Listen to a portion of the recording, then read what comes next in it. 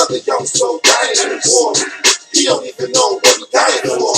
Violence, sirens every day, and underneath it you can hear the violence play. Testimony, homie, get to know me. You don't know how low God had to go to get me, homie. I was married to these streets since you left me lonely. Now I marry these beats to my testimony. My story, I went so off course. Had more drive than a new Porsche, but got so off course. Now I spit flows for those who had more holes in their soul than a golf course. Nice and plain, Christ is the name. If you live in his son, you don't have to die in the rain. If you came by, try again. Hey, hi, I'm Harold Bell, and this is the Legends of Inside Sports and the Way We Were. Here on the show today, I have some mixed emotions about this show, but this is a show that needs to be done because, you know, it carries me back to when I was in the streets. And I'm from the streets, there's no doubt about that. And, you know, I've always said that I am thankful for my education. I'm thankful for my common sense and street sense, but I will take common sense and street sense any day over my education, because the real streets is where you have to survive. And today on the show, I got my partner in crime, my co-host. He's a graduate of Gwynn Park in Prince George's County, Maryland. He has a fantastic rock group called the Cortland Experience. They just left New York this past weekend where they killed it up there. I understand they did a fantastic job. You can not only hear this young man here on the Legends of Inside Sports, but you can read his commentaries, hear his videos on blackmeninamerica.com. So without further ado, I would like to welcome to Inside, the Legends of Inside Sports, my co-host, Mr. Chris Johnson. How you doing, Chris? I'm good. Thanks for having me back. Yeah, thanks for being a part of tonight's show. You know, Chris, there's always, and I'm one of those who always say too, you know, that when we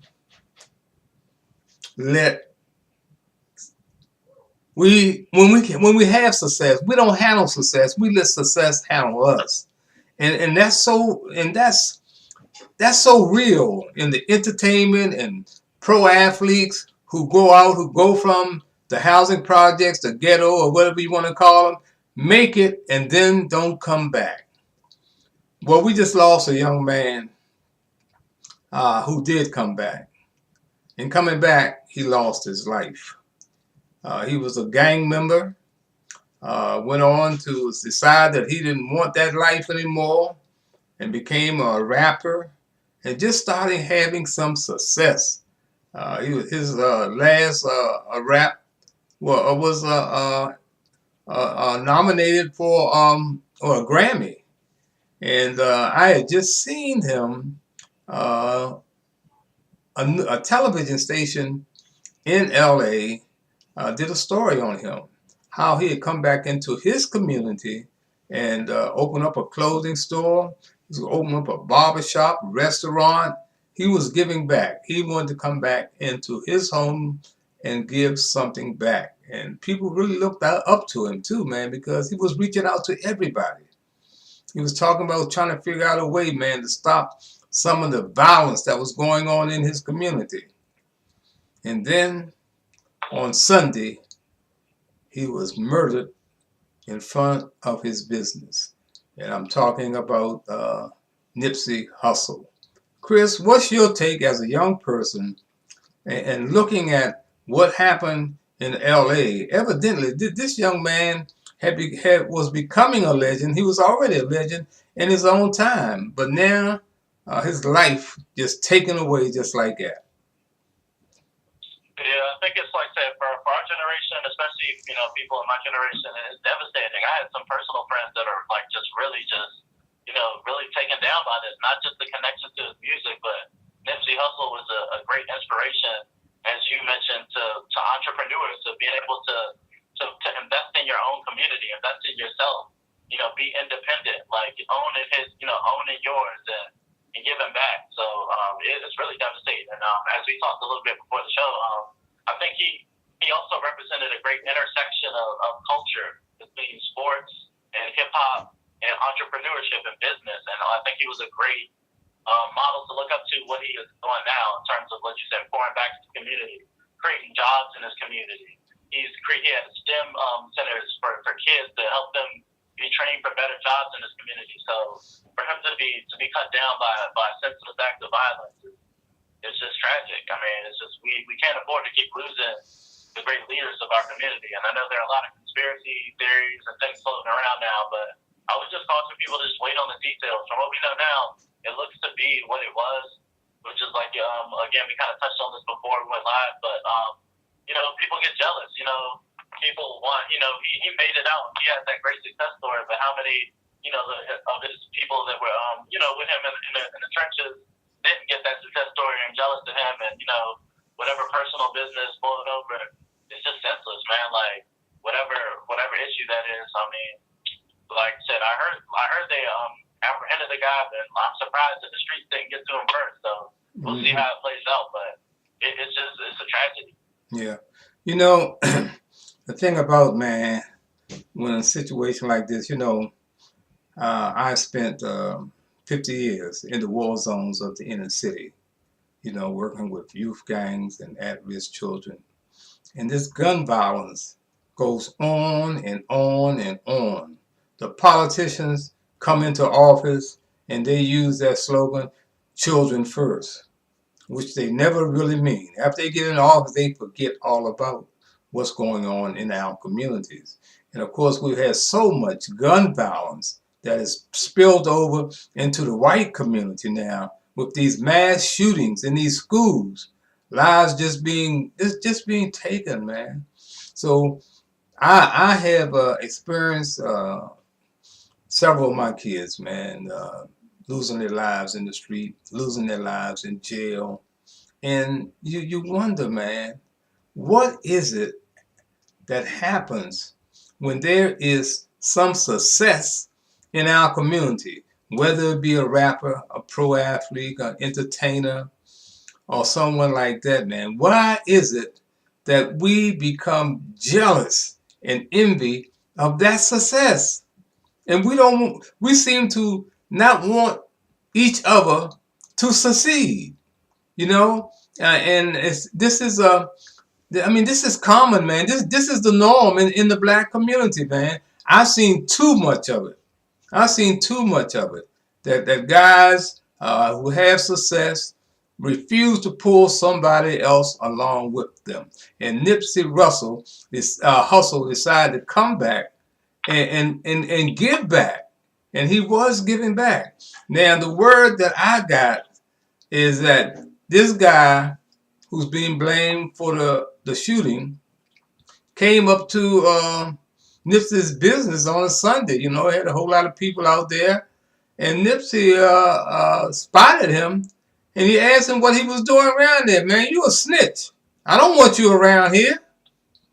And evidently, that brother, man, left the scene because people know who did it now. They know who did it and came back and took him out, man. So that is the kind of animosity, man, that we don't need.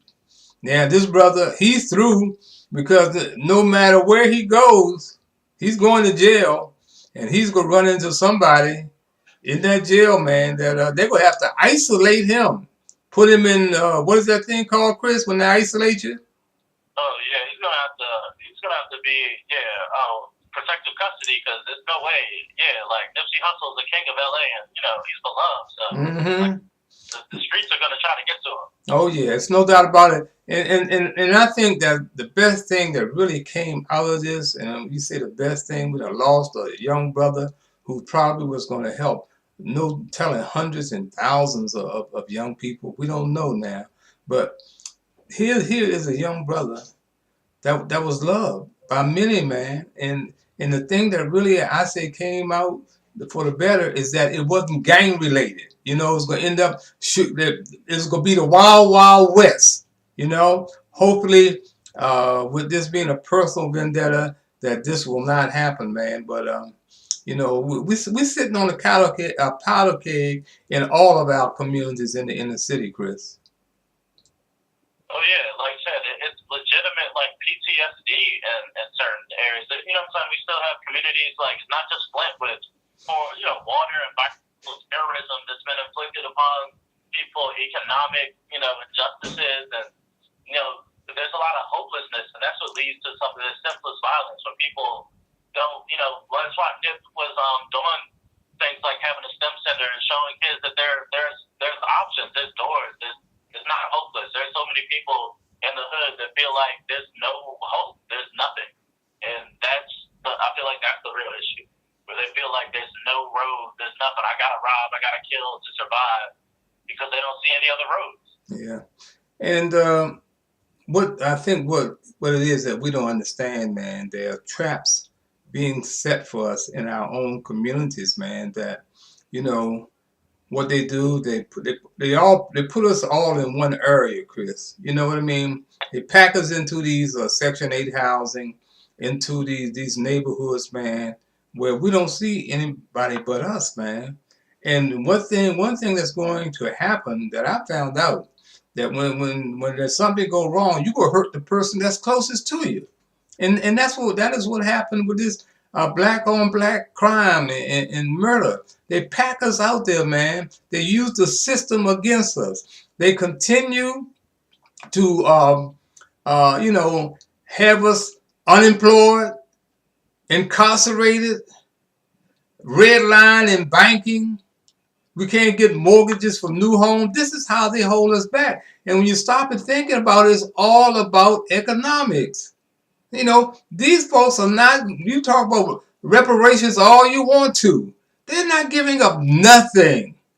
They're not giving up nothing. Here in 2019, I keep saying this. How are we going to get ahead when a black man makes half the salary of a white man in 2019? We are asleep at the wheel. So I just feel so sorry for our young people, because who can you trust in our community, Chris? You can't trust a politician. You can't trust the pastor in the church. He's pimping you. Your teachers don't care. They stealing from the kids. So where do the young folks turn, man? Who do they turn to, Chris? I mean, that's why it's so tragic when you lose, a community figure like Nipsey Hussle. Also, because someone like that will connect to the youth in a way that other figures won't, like politicians and like some of the people that you described. And that's why another reason I think it's very important to try to replace these politicians too, because they're not doing anything. And I'm glad you brought up the reparations thing, because that's been a big debate among, especially the Democratic field candidates for president, and it's been a phony debate, as you said. Like no one's doing that. No one on the political spectrum is seriously considering reparations. They don't have a serious plan for it. It's just a pandering talking point. That's right. So that's very frustrating to me whenever that gets brought up. Yeah, and man, it's all about a dollar bill, man. The bottom line, success is a dollar bill, man. That's the bottom line. They're talking about, stress education. Yeah, I stress education. There's no doubt about it. But get your education. Because don't let them hold that against you. They're already holding your black skin against you. So try to get as much education as possible. There's some of us who can make it without education. There are a lot of folks who do make it without education. But if you're in a position, get your education, man. We're looking now at Chris, at these black college HBCUs that are really on the verge of collapse. You know what I'm saying, Chris? On the verge of collapse. In the meantime, white parents are paying millions of dollars for their kids to get in the most elite schools in the country. So yeah, education is very important to them, because they want to say, my kid graduated from Yale, my kid graduated from Harvard or Southern Cal, But our savior is in those black colleges, man. But they cannot hold on much longer, man. So I just it's frustrating to me because I've been out there, lived that life, man, and I feel blessed to be just sitting here today at this stage of the game, man. And but it's not a pretty picture, man. As you heard in that rap when I open up, it's not a pretty picture, man. So we got to well, you definitely got to got got an investment in your little girl, man. That's your investment. So you got to prepare a way for her, you know. So I'm saying, man, just keep on doing the game. You know how the game is played because your dad has been out there. He can tell you how the game is played. I can tell you how the game is played. It's about white privilege, and we are not white, man. We are not white. White privilege is for real. If you don't think white privilege is for real, look what Kentucky just did with their coach Caliparo. Gave him a lifetime contract, man. And his ball players are not getting paid. The athletes are not getting paid, but they give this man a lifetime contract. He's making $9 million a year right now. So where's the fairness? They give John Gruden a 10-year contract to come back to coaching. Have you ever heard of a black coach getting that kind of deal? No way. So it is not an even playing field, folks. It's not an even playing field. And until we realize that and get rid of all this animosity and envy and jealousy, man, we can continue to be behind the eight ball. Chris, tell me what you think about Caliparo and John Gruden and folks like that, man, getting these contracts. Well, I think you hit it right on the head. I think the lifetime contract is ridiculous. I heard about that and thought it was a joke until I saw them talking about it on like First Take or something, like a lifetime contract. You can't guarantee anyone's going to be good at their job for a lifetime. Even some of the greatest coaches of all time have gotten stale or, have had the game pass them by, at a certain point as the game changes. So that's absurd. As you said, like that doesn't even make sense. Especially when you go back to the fact, as you stated again, that the players aren't getting paid at all. So the coaches are getting a lifetime contract, and the players are just, fodder to be replaced, which is another reason why the whole college system, NCAA, one and done pimping athlete system, I feel like is going to die. The NBA smartly, offering to lower the age limit to get those elite prospects to go straight to the G League where they can be paid and develop against pro competition, which I think if they do execute that, will weed out, the NCAA from exploiting players. Why be exploited when you can, play for, the G League affiliate for a team, you might not be there the whole season. Now they have the two-way player structure where a player can go back and forth. So I think it's very smart what the NBA is planning to do to undercut college. And college basketball is not helping itself with ridiculous stuff like this. Mm-hmm.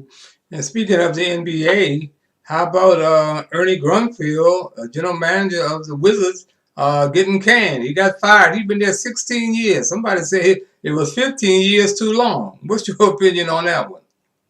Yeah, I hit up my friend Tracy. He said the same thing. I said they should have did this at least 2 years ago. He said 2. How about 4? Yeah. From what I'm saying, the Wizards fans are ecstatic. Like, I see just a lot of Wizards fans, so that shows you that the fan base and everyone was very frustrated with what was going on. And I agree. I think the team's going nowhere right now. They have a great player, Bradley Beal.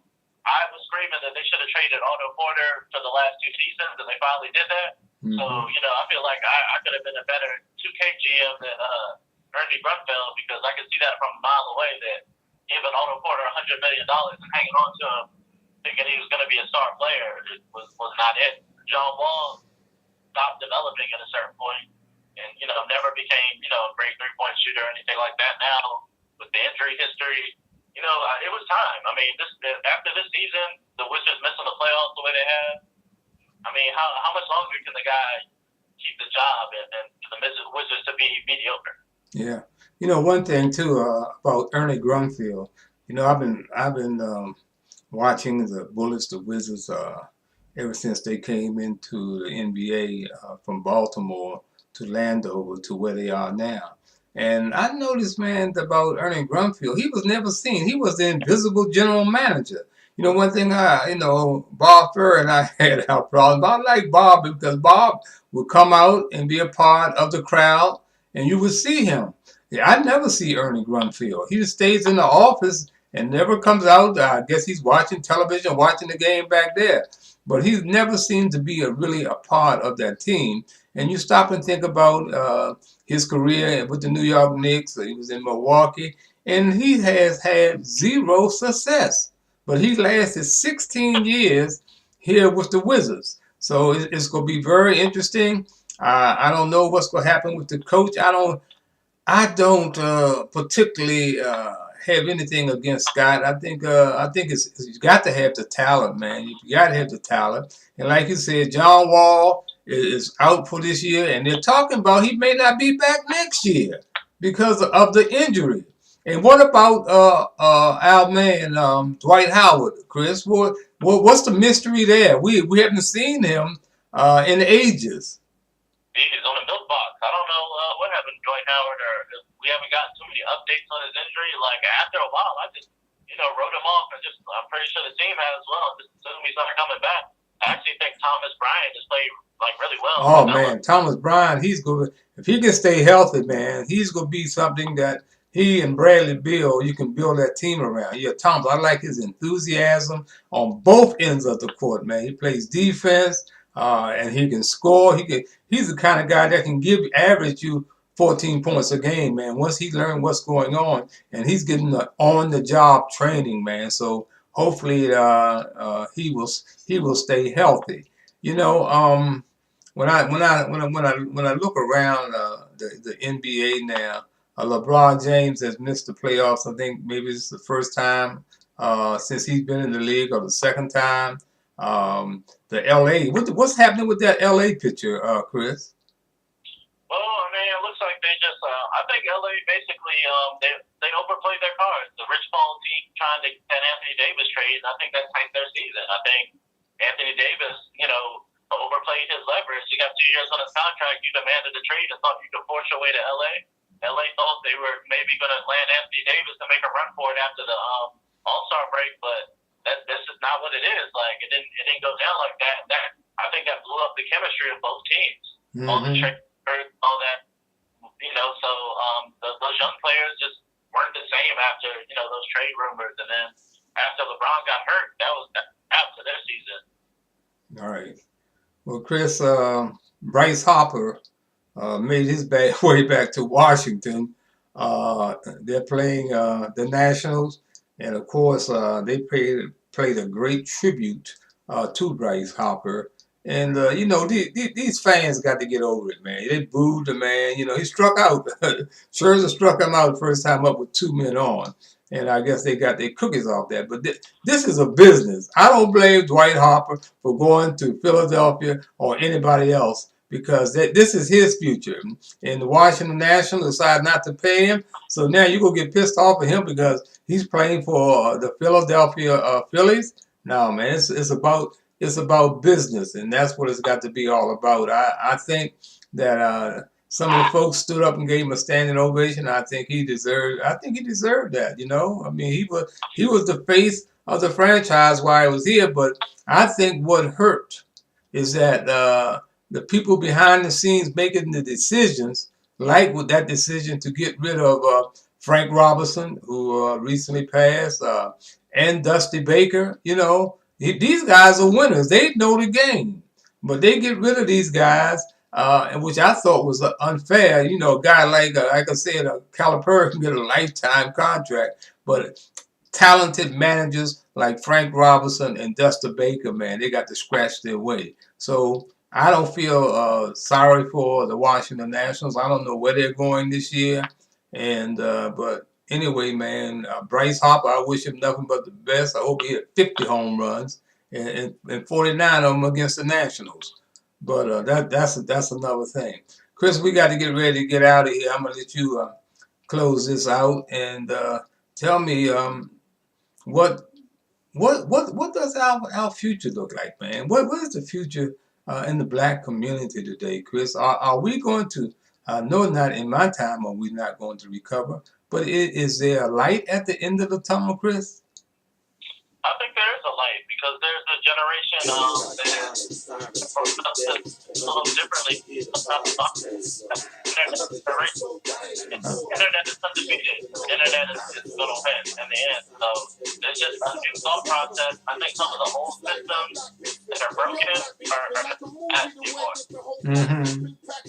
Well, Chris, I tell you, man, we need to take advantage of this internet while it's out there. It's free because what just happened, man, I'm telling you, you always hear me say that until the Lions hire their own public relations people, that the glory of the hunt is always going to go to the hunter, And I'm just thinking about what just happened in Atlanta.